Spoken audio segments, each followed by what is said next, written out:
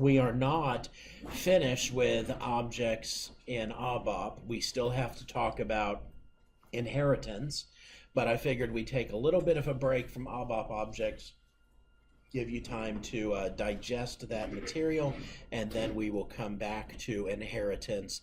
Probably, if things play out the way I'm envisioning and we don't have another snow apocalypse or lizard overrun or whatever, today we'll do selection screens and list processing events. Probably on Thursday we will do, or Wednesday, we will do ABAP class builder, which is how you take an ABAP object and put it in the ABAP dictionary. And so I'm imagining that we'll do that on Wednesday, and then back to other topics related to ABAP objects next week. But I have every confidence that we'll be able to wrap up all of our class material in the days to come. Before we get started today, though, any questions about anything that would be helpful for us to discuss? Semester is rapidly coming to a close. I hope that all of your classes are going well. Don't let down here in the remaining weeks. Anybody in here graduating this semester? Okay, good, a lot of you. So congratulations, and don't mess up now. Every once in a while we have that happen, and so I don't like to see that happen, and I know parents and students don't like to see that happen. It seems like about once a year, every other year, I have a student coming to tell me that, you know, my grandparents are flying in from the other side of the planet, and they're expecting that I'll graduate, and I'm not going to graduate, and those are never fun conversations for anyone involved in them. So don't be that student, okay? Finish up strongly. I don't know why every time I shift my laptop, it's like the world has to reset itself here, but here we go. Selection screens and list processing events. A lot of this is not hard. There are some tricky elements in what we're going to talk about today, but fundamentally, I think you should see what we're going to talk about today to be pretty straightforward, and also something that will really allow you to enhance programs that you might create in the future that interact with the end user. We've written some programs recently that really just, you run the program and something happens and the user gets a report saying, yes, I did what you said. And that's not an uncommon kind of program to write in ABAP. But obviously we do write a lot of programs in ABAP where we are seeking information from the user, and so this is going to give us some new techniques. So all this semester we have been using the parameter statement. I even had a sample program here, if I can find it, in the ABAP editor loaded up that we played with the other day. Parameters, birthday, type D.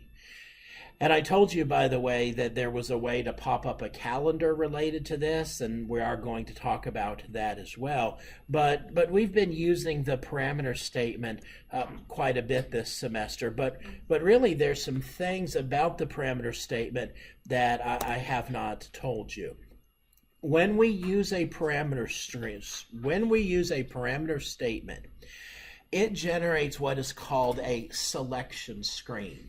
And as a point of fact, it generates a selection screen with the ID or name screen 1000. Now, we will not actually do this in our work this semester, but ABAP has what's called a screen builder. And you can actually use the screen builder to design a graphical user interface, and it is extremely clunky and not anything that's going to give you fancy input and output by any means, but you can actually create a set of different selection screens and have the user be able to navigate among them, and all of those screens have different IDs, and the one you get by default when you use a parameter statement is screen 1000. Although we will not do anything as sophisticated as using the screen builder, we are going to show you in what we do today how we can actually have navigation among different screen sets in the part of our program.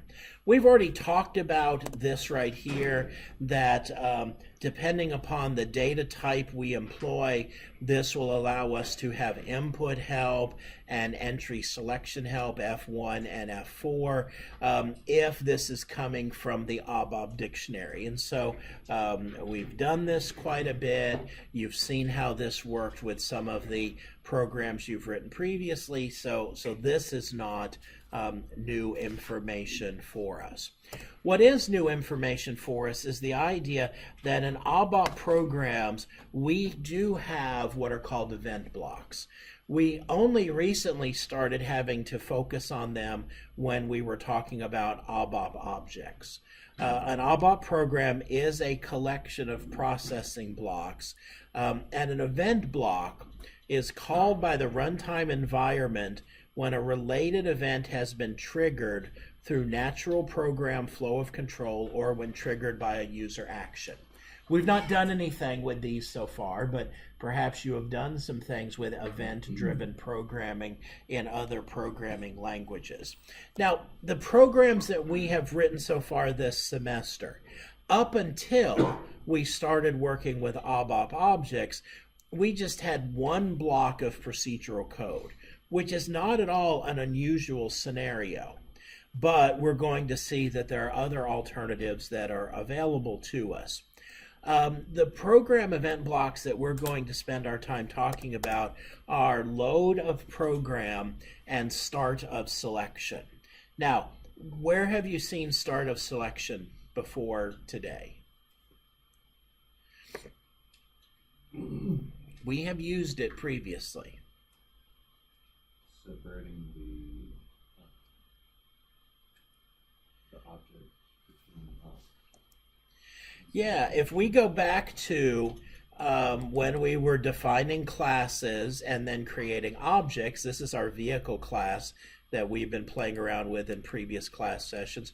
You'll notice that we have the whole section of the program where we have defined the class and all of that. And then when we get down in our source code to actually getting ready to start instantiating objects and working with them, on line 142 we see that statement start of selection. And I told you that in this context, that's to tell the runtime environment to jump here and start here in executing the code. But we have other event blocks that we can incorporate. Start of selection indicates where main processing of a program begins. But suppose we want to do something before main processing begins. Well, then we can introduce an event block called load of program. And so this is not that complicated, but it's really, really powerful, and we'll play around with it here for a few moments. And here's the scenario.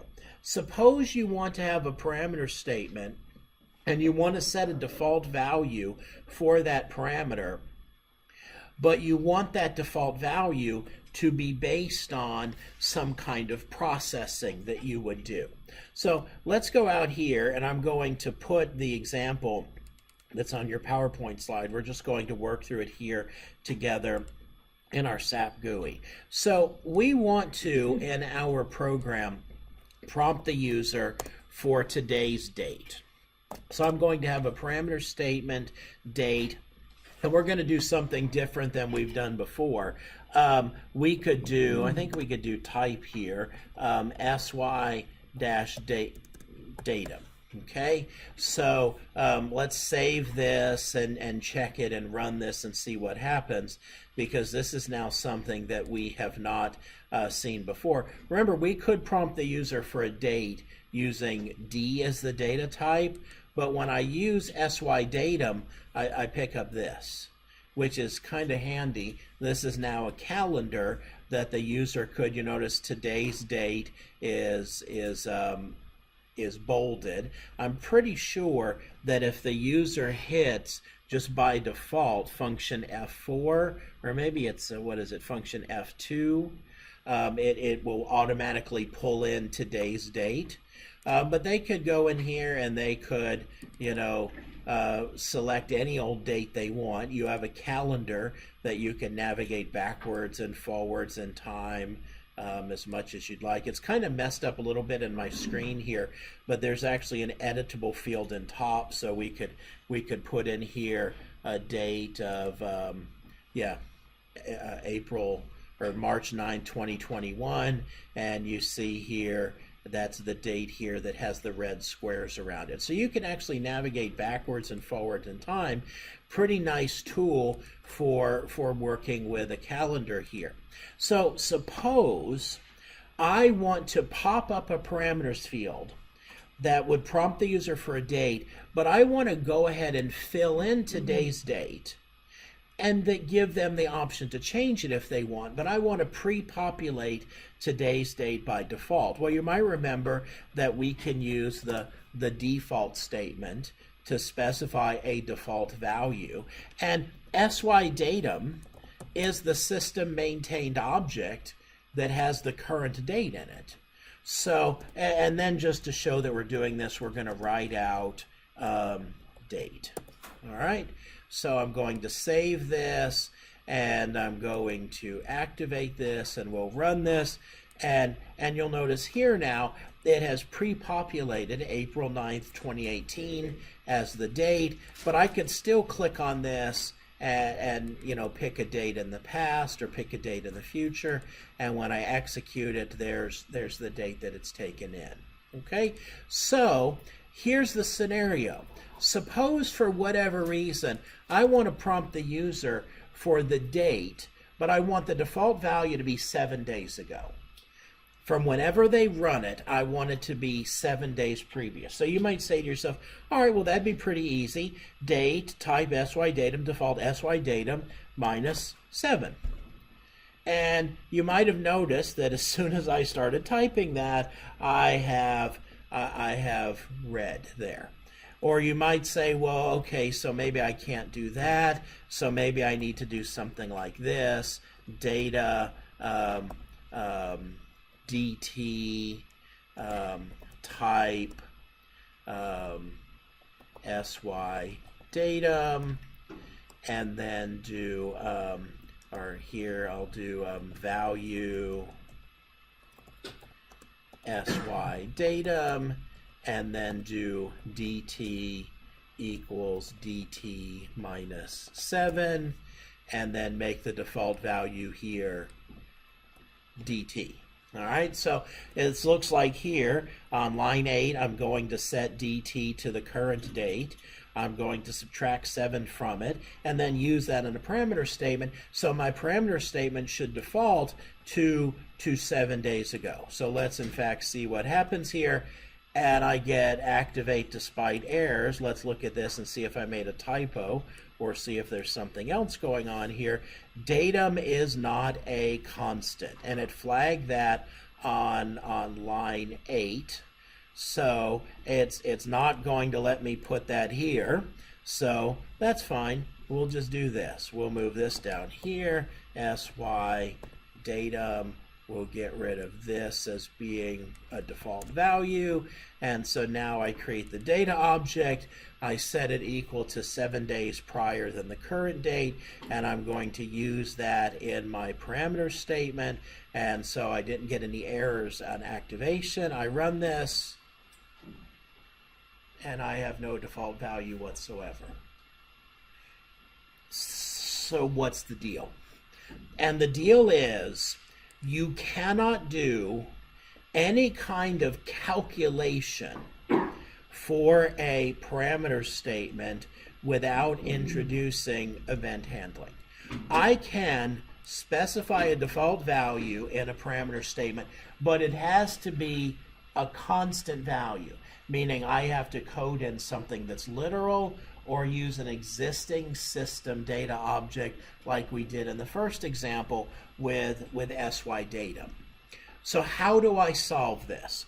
I am going to have to introduce event blocks.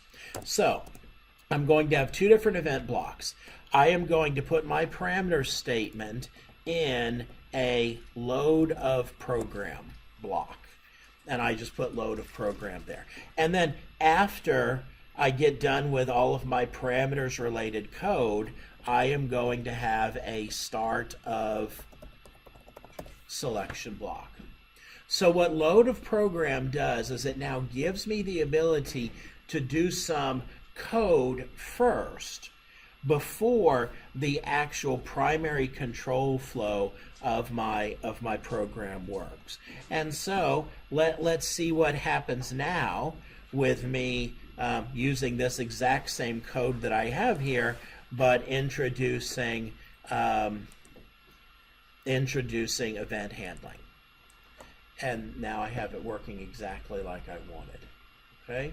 So it's kind of weird. I mean, you would think all I did to this program was introduce this start of selection and load of program event handling, but that's what we have to do.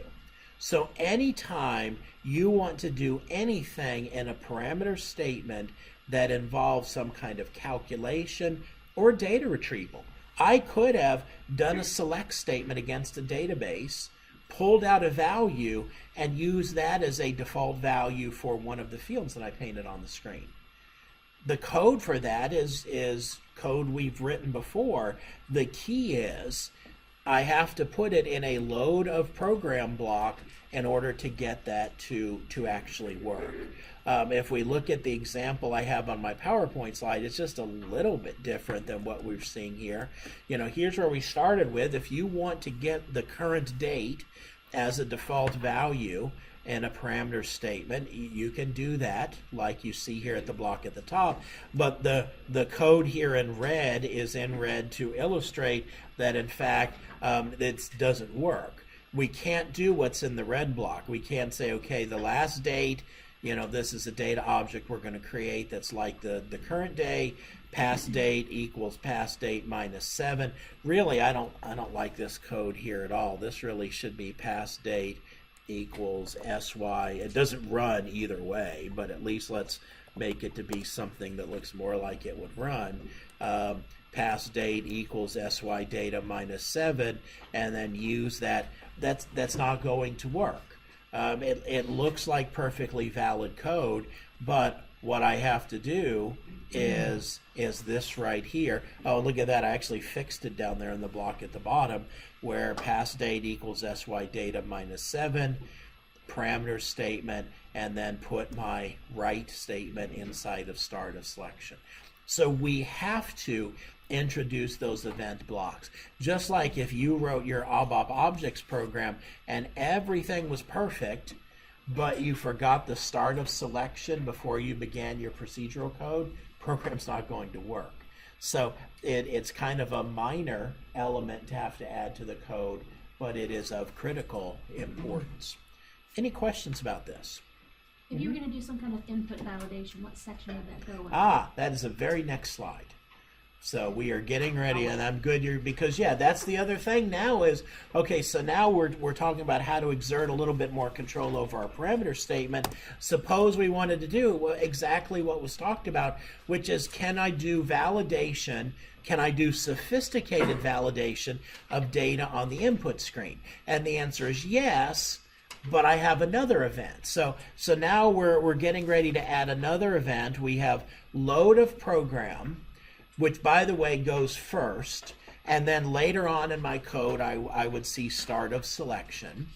But what we could do is we could actually introduce an event block called at selection screen. And notice the selection screen is hyphenated, but the at is not. And what this will allow us to do is to do data validation. So let me explain to you how this works. This is very useful if we want to do input checking on the user data that they put into the input field before we begin the main processing of our program.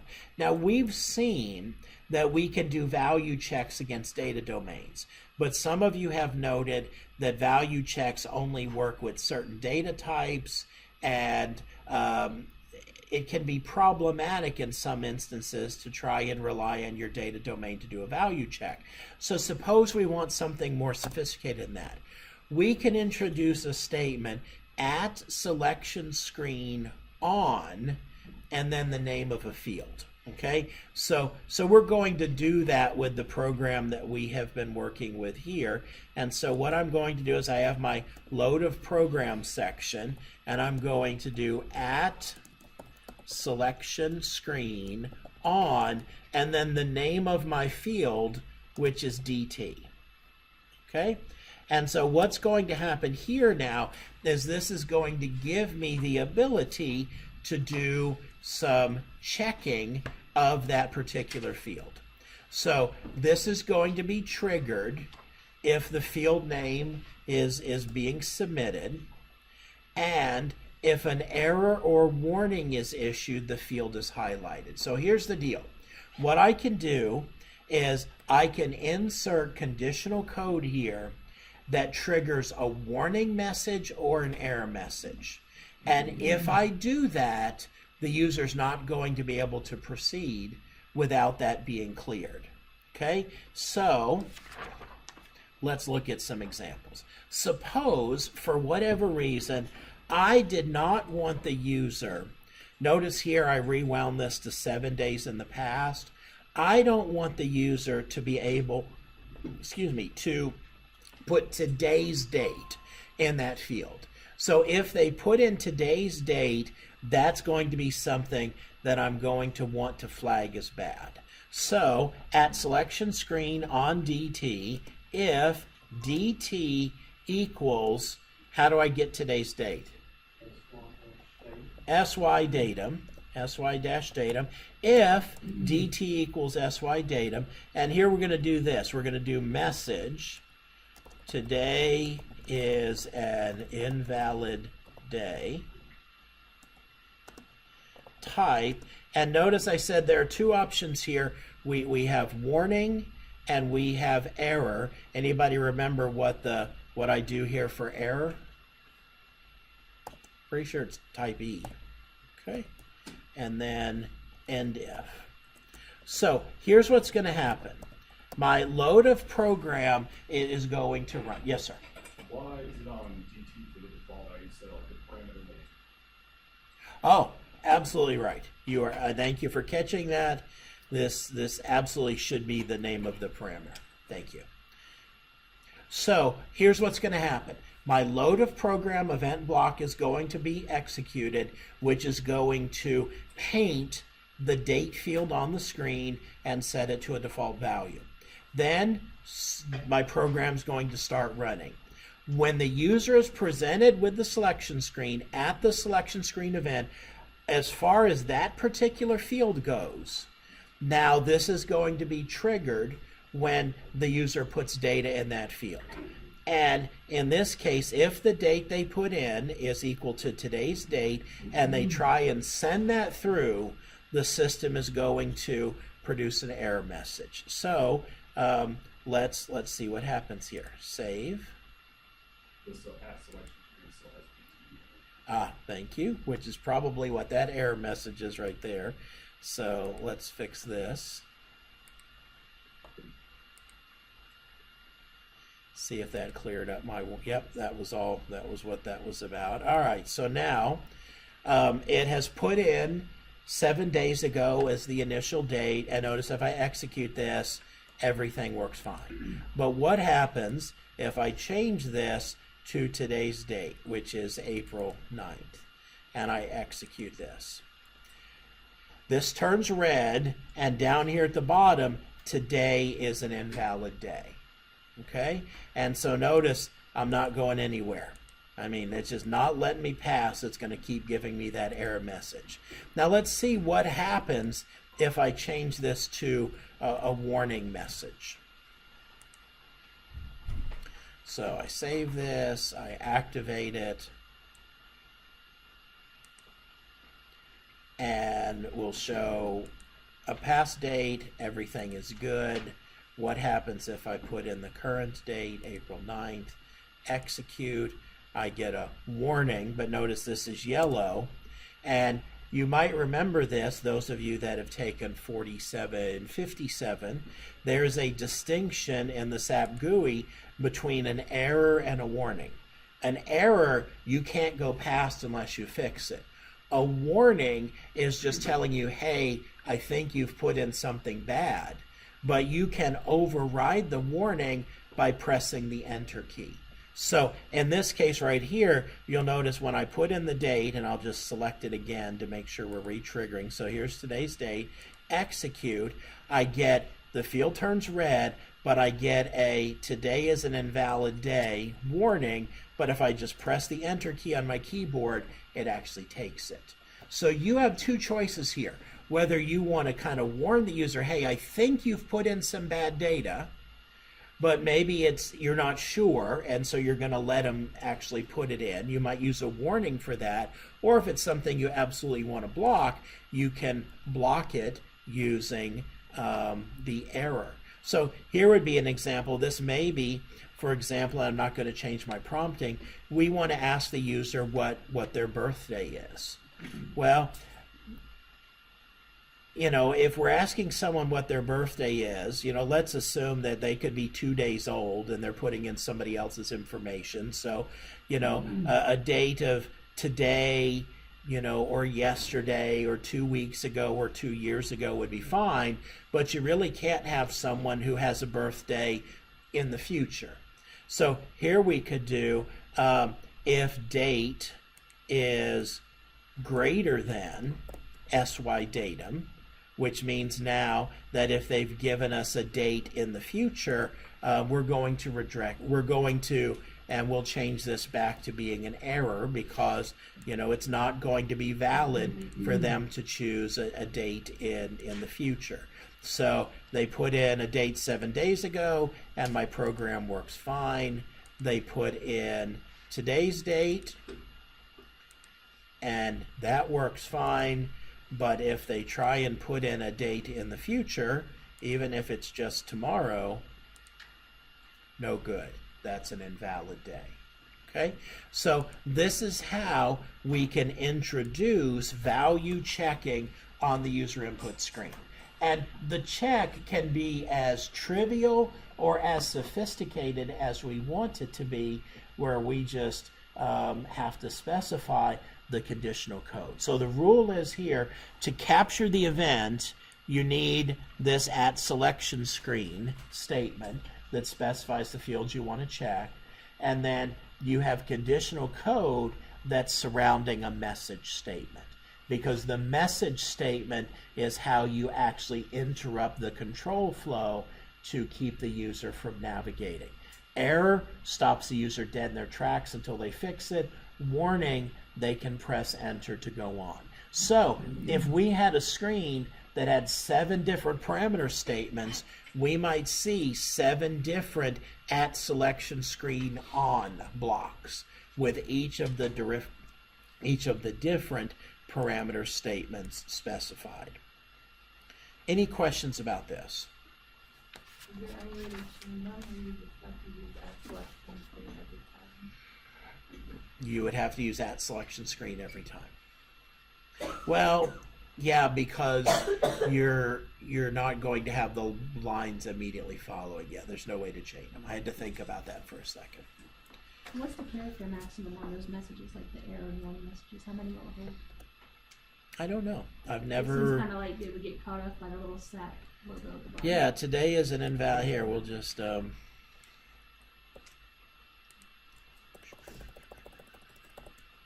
See what happens. Oh, this, yeah. See what happens when it gives you a really long one like this. See what it's going to do down there. It didn't like that, so maybe it's going to tell us what the maximum length is here.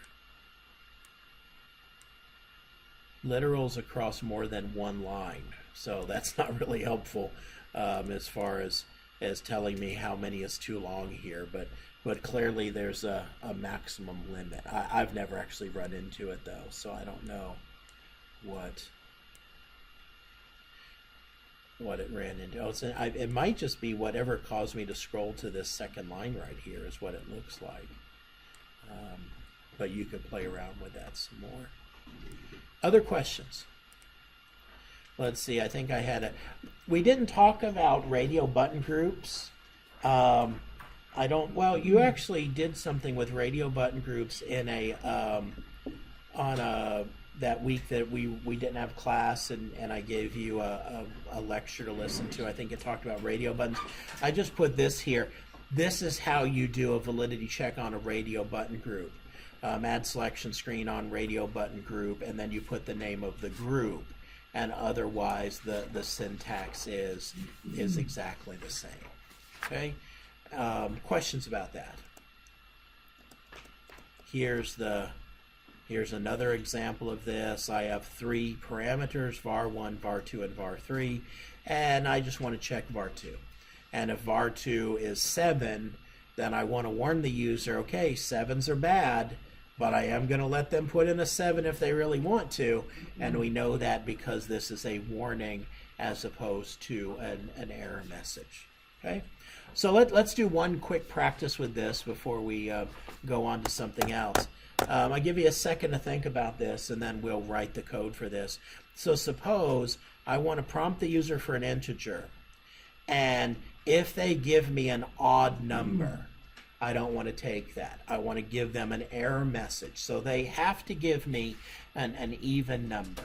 So think about that for a moment, maybe on your paper there, jot down some code for that. I'll give you like 90 seconds to try and come up with what this would look like, and then we'll write it together and then move on. So we want to block the user from entering odd numbers, and I'll go ahead and start on this program.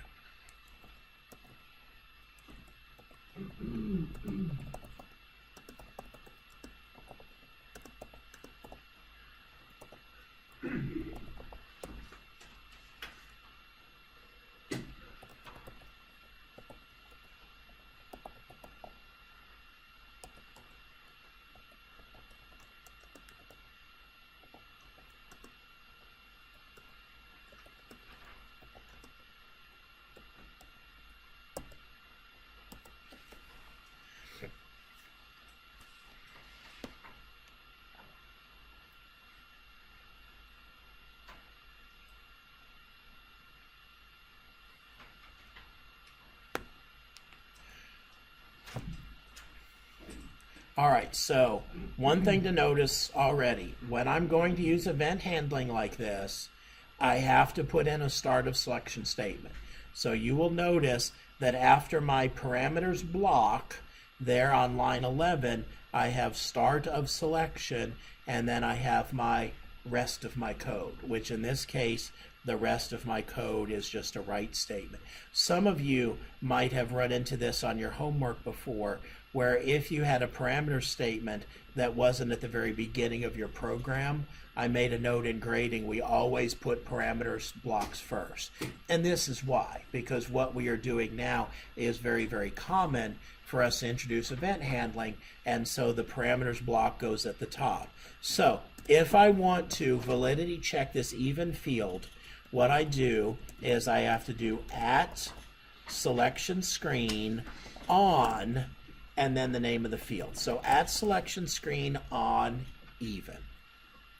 And now I can just write some code to do some validity checking. If even, and how do I check to see if a number's odd or even? Modulus, yeah. So if even mod 2 equals, okay, I want to flag it when it's odd.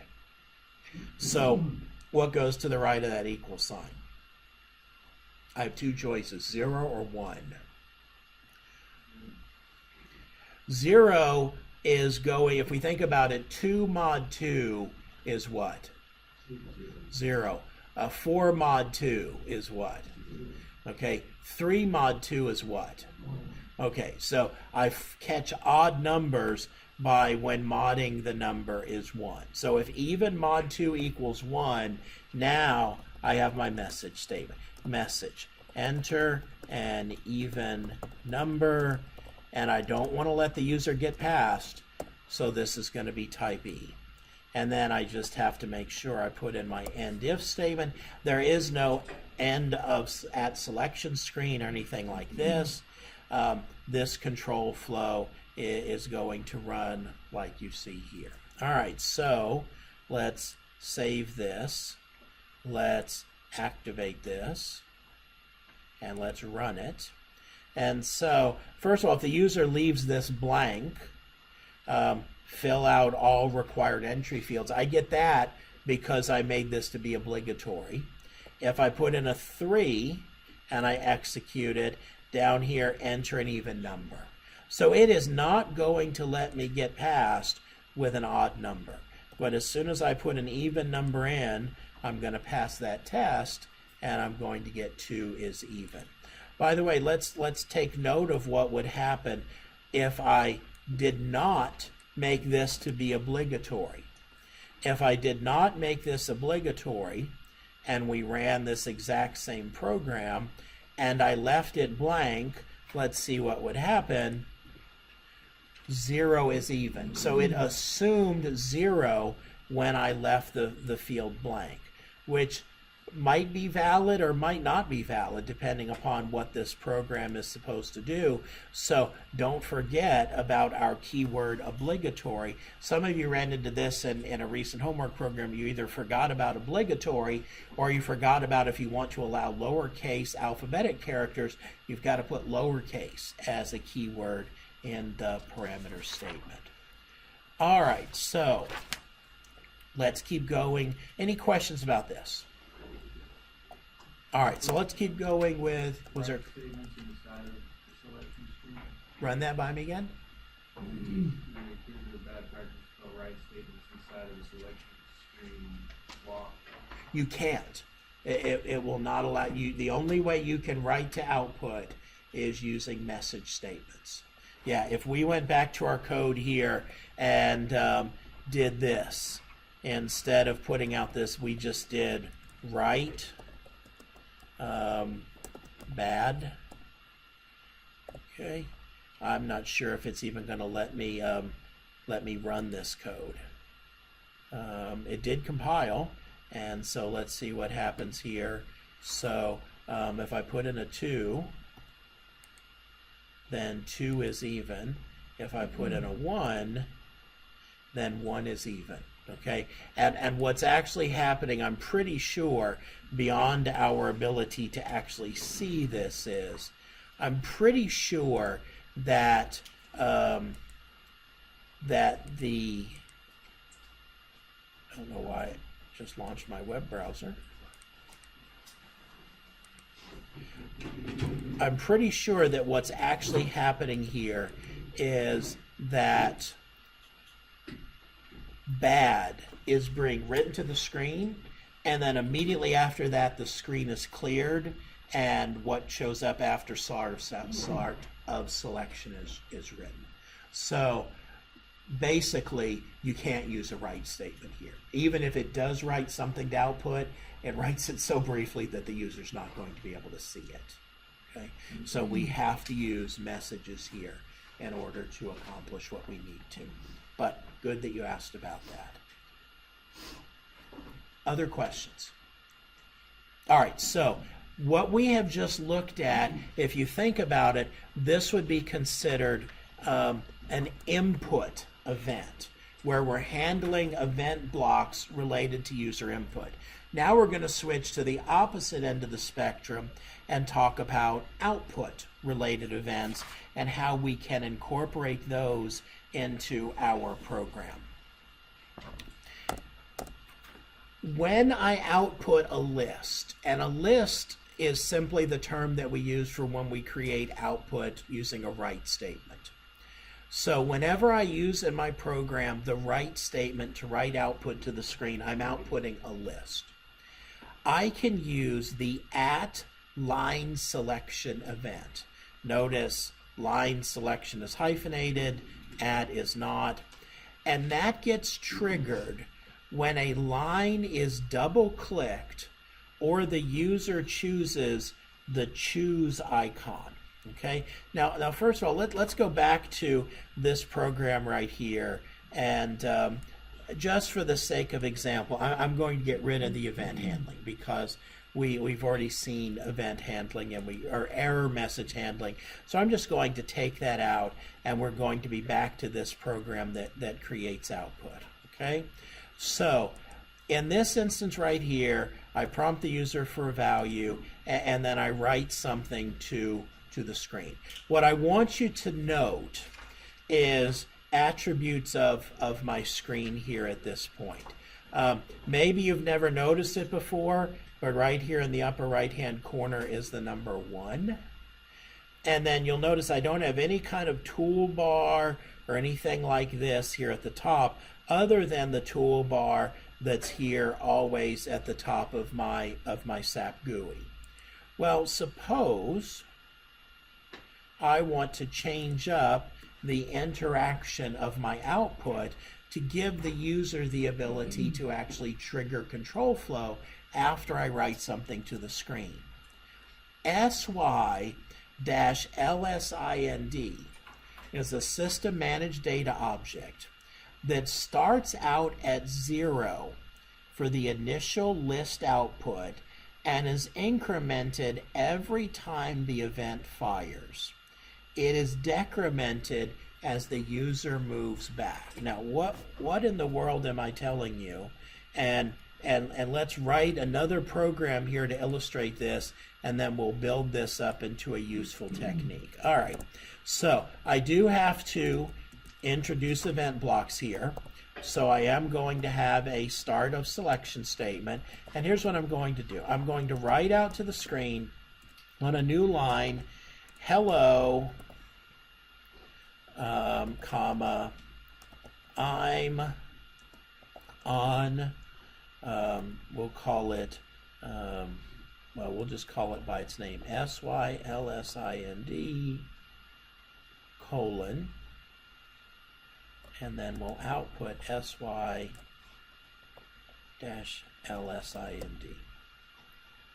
All right, and I'm going to make that my whole program. All right, and so when I activate this and when I run this, I get, hello, I'm on SYLSIND 0, because this is where we start. SYLSIND is an event counter that starts at 0. But now I'm going to change things up a little bit. I'm going to introduce the @line selection event. @line selection will capture if the user double clicks on a line of output or highlights a line of output and clicks on the choose button, which I'll show you. So @line selection, now I'm going to write now, and I'm going to cheat a little bit here. Whoops. Scroll down. Where'd my scroll bar go?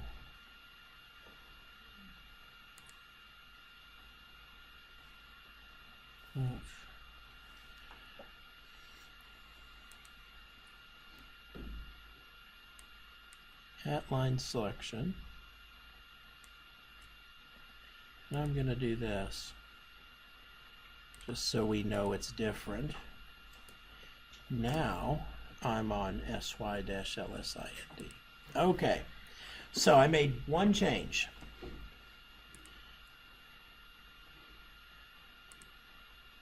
Now notice one thing that happened. Notice just by me introducing that event, I get this little guy here at the top, this little page with a magnifying glass over it. And notice it says I'm on SY-LSIND. Watch what happens if I double click on this. Now I'm on SY-LSIND 1. Double click, 2, 3, 4. This is, if you will, recursion.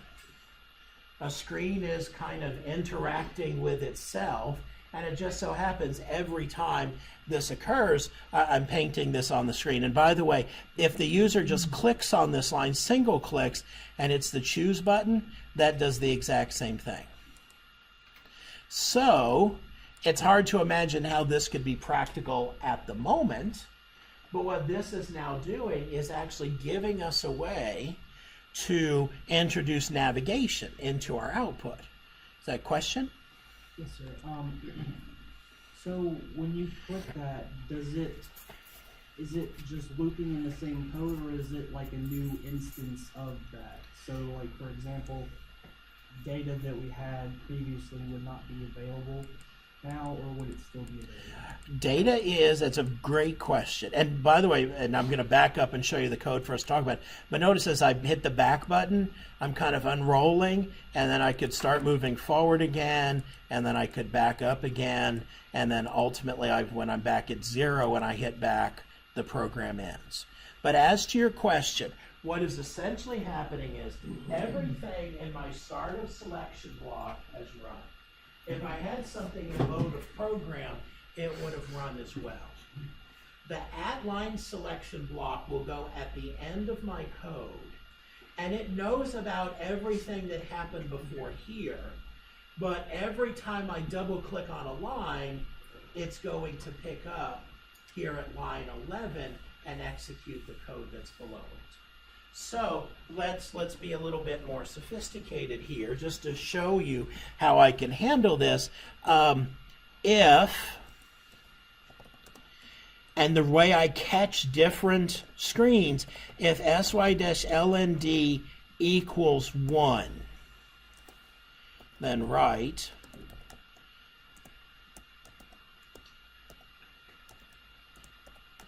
oh, I see you have figured out my secret. Else,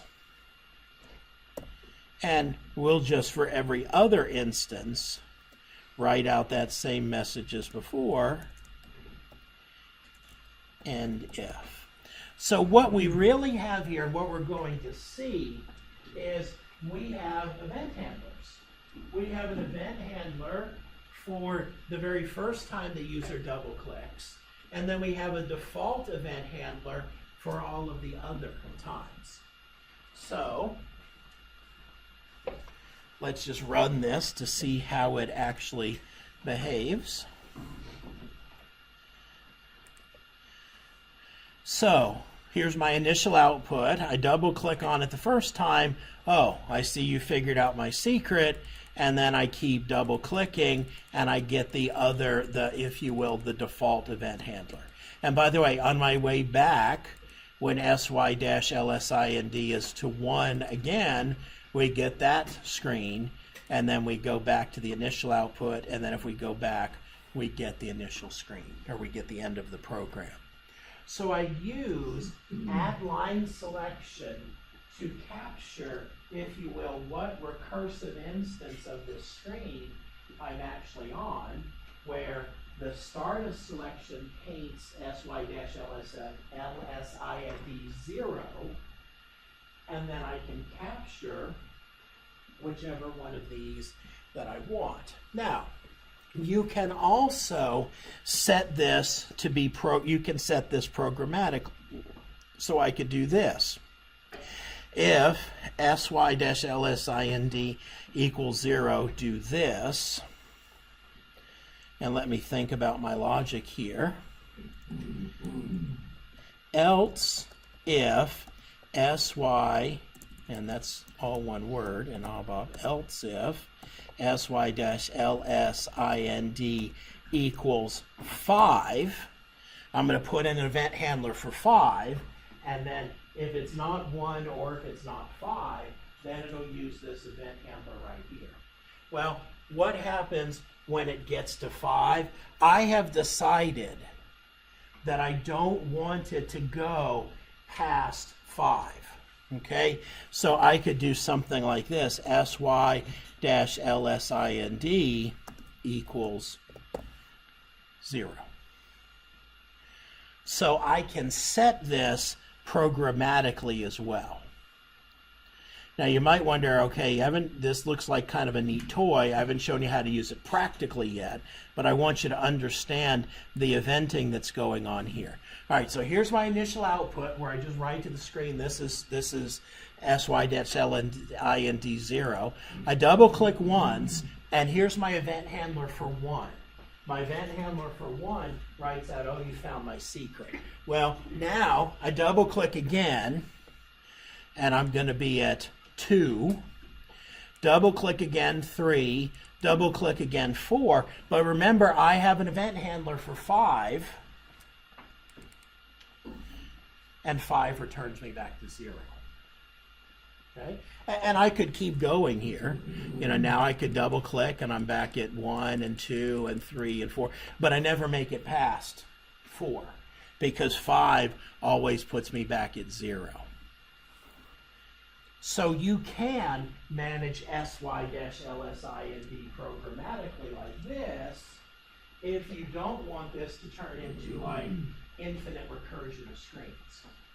So a lot of times what will happen is this. We write output to the screen. And we tell the user, by way of a write statement or maybe a dialog box or something, double click on the thing that you want to know more about. And so the user could double click on X, double click on Y, or double click on Z, and that's going to cause more information about that to be displayed.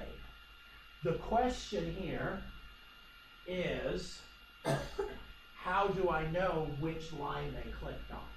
You know, right here, all that's happening is when the user double clicks on something, I capture that and go to the next instance of sy-lsind. We need one other piece here, and that's the ability to know what the user actually clicked on. Let's go back to my PowerPoint slide here. Here's code very similar to what we just put in the editor, but here's a term that you should know. When writing in at line selection, so this is now your initial output. The term that we use for these other things, these are detail lists. So if you hear someone talk about outputting a list and a detail list, that means they're using this technique to allow the user to double click on something and then doing something based on what they double clicked on. So how do I know what the user double clicked on? When a list is output, so in my write statements, I can introduce a hide statement. Hide can be used to designate values that will be passed on when the line is selected. So the idea might be that maybe these are 3 different people's names. They're not very creative names, but we have a person named XXX, a person named YYY, a person named CCC. And when the user double clicks on that, we need to let the next screen know who was picked.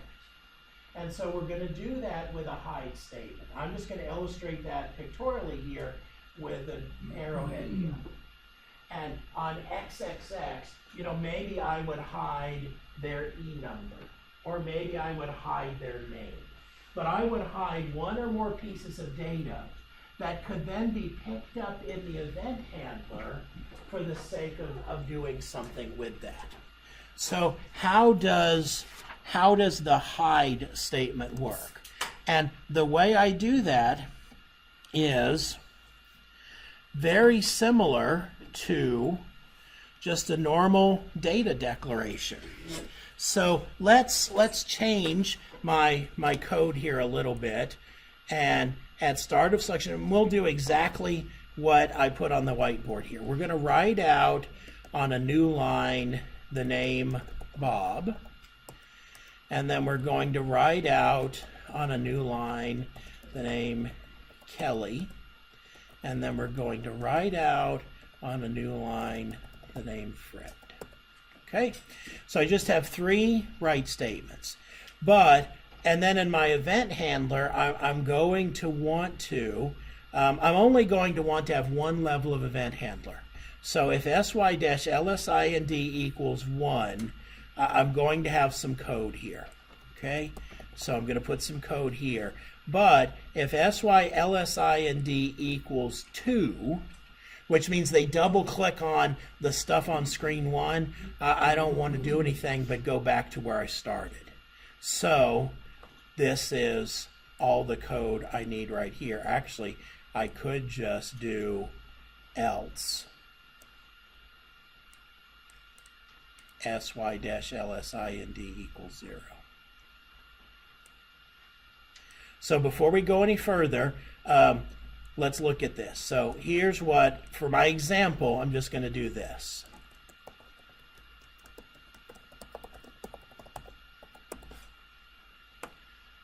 So before we run this, let's play computer. We're going to write out the output Bob, Kelly, and Fred. And by virtue of using @line selection, we're going to get that special button at the top. And if the user double clicks on things, they're going to be able to go other places. And the first time they double click, they're going to wind up at sy-lsind equals 1. And we're just going to write out on the screen for now, next screen. If they double click on that, they'll be at sy-lsind not 1. So they're going to get the else branch, and it's just going to put them back to the beginning. Okay? So let's see what our interaction model is. Activate. All right, so there's Bob, Kelly, and Fred. So I double click on Bob, and I get next screen. If I double click on next screen, I'm back at my list. Double click on Kelly, next screen, I'm back at the list. So I'm partly the way that where I want to be. But yes. Oh, sorry, this is kind of a continuation of the what I was saying earlier. So, for example, say you've got a list of things on that first screen, and you click on something to go to the next screen, and that next screen allows you to add items to that list. So, if you were to hit, I guess, the execute button to go back, would that refresh the list and display the new item that you added, or is that something that it wouldn't do just because of... So the execute button, there's no execute button here. What I really meant was something as if where you clicked another button where it was setting the SYLND back to 0. But inside that, it would do something like refresh. Would it refresh the list since you've added something new to it?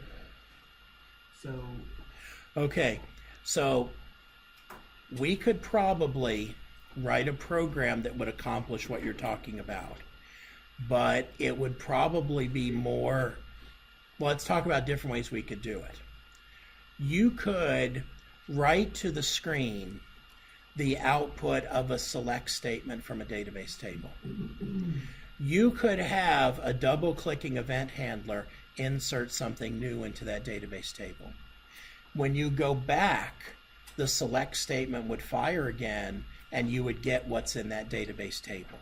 So you could absolutely accomplish that. The interesting thing would be is if you tried that with an internal table, I'd have to check and see what would happen. I know for sure you'd get what you're talking about happening with a database table. Okay, that's a really good question.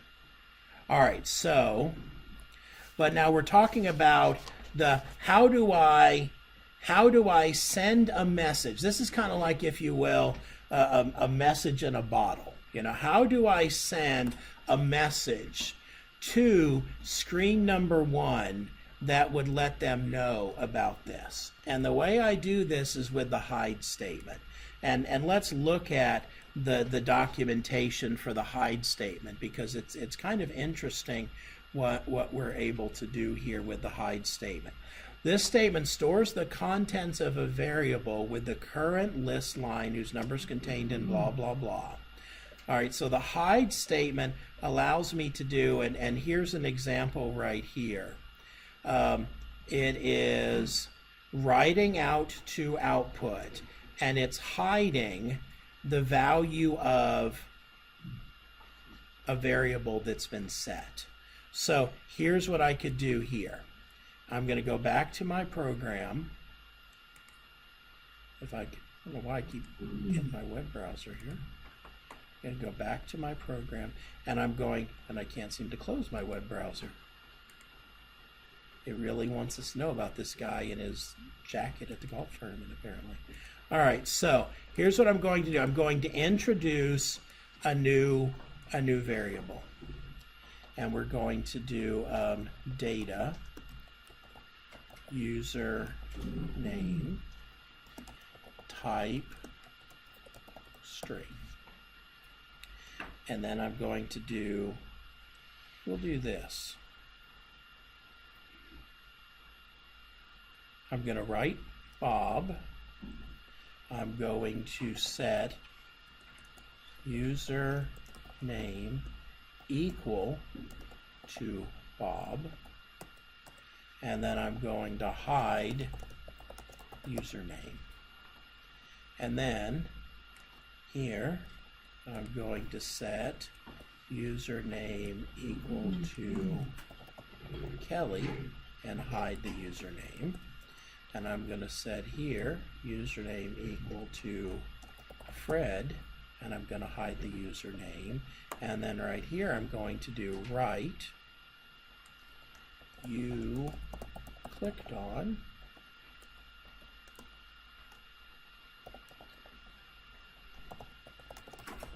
username.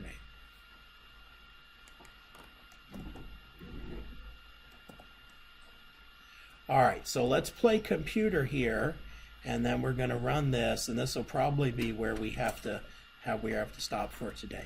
I introduced a data object called username. This is going to be the variable that I use for my message in a bottle that I'm going to send to the next string. And so here's what's going to happen. I'm going to write out the string Bob to the string. I'm going to set my message in a bottle to the word Bob. And I'm going to hide that bottle on whatever the last write statement that occurred was. So this hide goes with this write statement. Then I write out Kelly. I set my message in a bottle to Kelly and hide the bottle again on that line. Then I write out Fred, set my message in a bottle name to Fred, hide that. And so now down here at line selection of sy-lsa and d equals 1, write you clicked on, and it's going to tell me the value for username. And username is either going to be set to Bob or Kelly or Fred, depending upon which line they clicked on.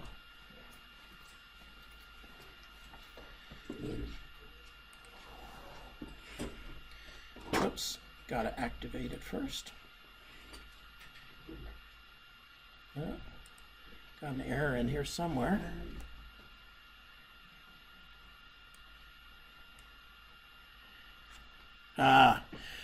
I wondered about that the first time I did that. Username cannot be a table, a reference, a string, because that's just too complex a data type for it. So we're going to do type C length. Looks like 10 will cover me.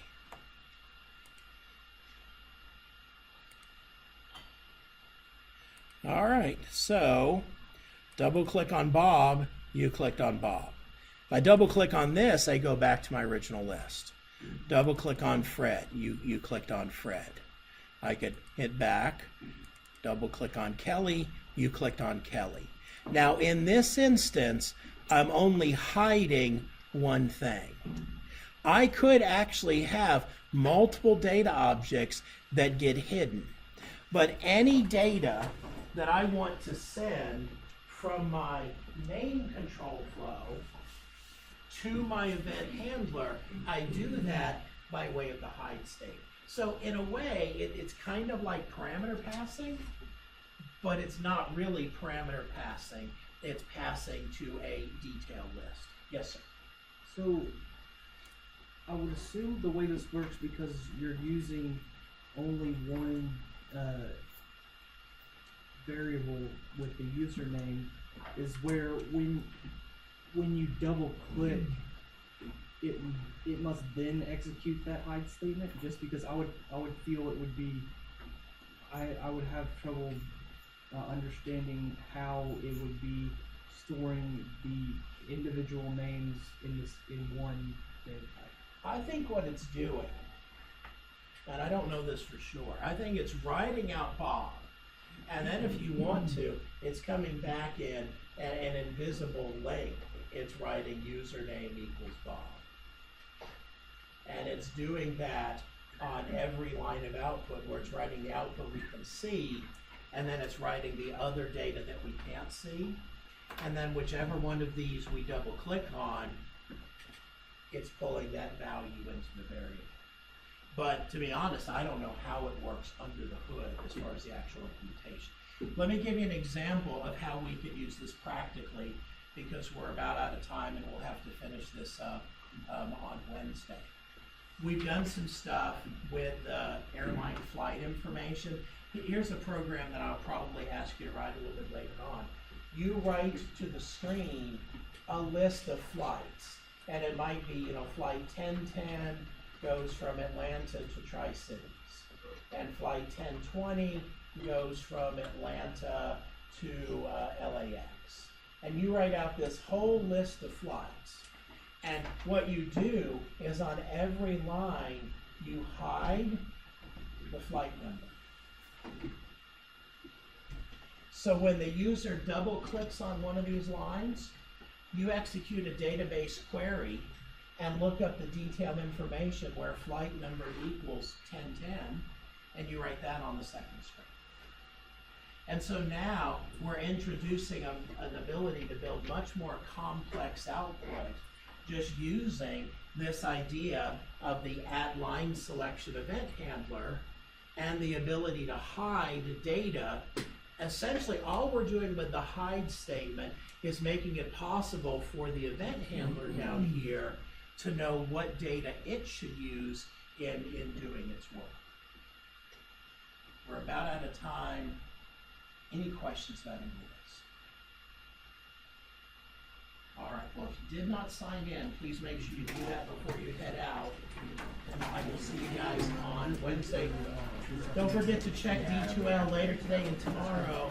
I'll put your optional program out there for you to start working. What is the optional program? Probably towards the end of next week. What you're thinking of, where you're thinking, where you want to meet, either. Okay.